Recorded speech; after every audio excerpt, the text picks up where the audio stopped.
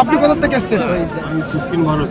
দক্ষিণ বারাসাত এখনো আসতেছে মানুষ, এখনো বিশ্ব ইজতেমার প্যান্ডেলে ঢুকতেছে।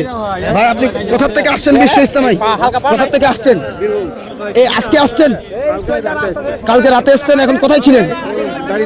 গাড়িতে ছিল ভাই। এখন প্যান্ডেলে ঢুকতে দেখতে পাচ্ছেন মানুষ, কিন্তু আজ শেষ দিন, এখনো প্রচুর পরিমাণে মানুষ আসছে, আপনারা দেখতে পাচ্ছেন। এখন কিন্তু বিশ্ব ইজতেমায় যে মানুষ আসাটা কিন্তু বন্ধ হয়নি। আচ্ছা চাচা, আপনি তো দেখতে পাচ্ছেন আজকে আসছেন নাকি বিশ্ব ইজতেমায়? কোথা থেকে এসছেন? উত্তর 24 পরগনা বাদুড়িয়া থানা থেকে আসছেন। আজকে শেষ দিনে কি জন্য আসলেন? আমরা এসেছি আল্লাহ পাকের রহমত আদায় করার জন্য, এবং এখানে আমাদের যে কয়েক কোটি লোকের সমাগম হবে, এবং এখানে যারা এসছে সবাই মুদাফির, দেশ বিদেশ থেকে 100 জন মতো 100টা দেশের প্রতিনিধি এসছে। আল্লাহ রহমতের আশায় আমরা এসেছি, কারণ হজ বা যাওয়া তো 50 কোটি বা 50 লাখ লোকের সমাগম হয়।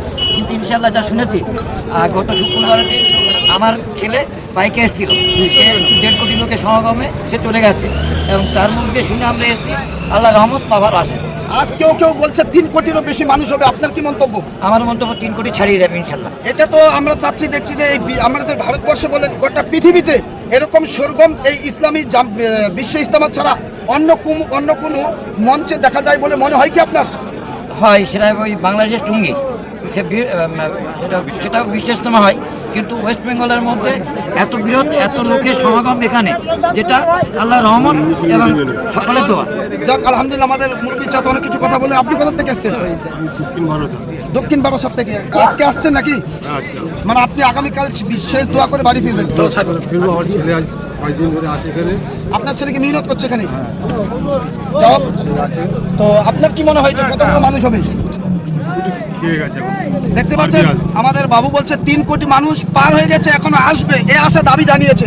তো যারা আসতে পারেননি বিশ্ব ইজতেমায়, অনেক মানুষ আছে যারা বাড়িতে গরম পানি করে অজু করতো, এই বিশ্ব ইজতেমায় কিন্তু তারা পানি কিনে অজু করে নামাজ পড়েছে, এরকম আমরা দেখতে পেয়েছি। কি আমি কি খারাপ বলেছি? না, আপনি ঠিকই বলছেন। আমরা দেখেছি ফজরের সময় যে মানুষগুলো পানি কিনে অজু করছে, আপনারা কি সেটা দেখেছেন? হ্যাঁ, আবার ঠান্ডা পানি মনে হচ্ছে, আরো সারা রাত যদি গা দিতে হয় তাও মনে হচ্ছে খুবই ভালো লাগে। এটা হলো আল্লাহর পাগল। হ্যাঁ, আল্লাহর পায়ে এটা আল্লাহর খাস রহমত। যাক আল্লাহর খাস রহমত, এটা আল্লাহর রাস্তায় বেরিয়ে এসছে, দোয়া করবেন।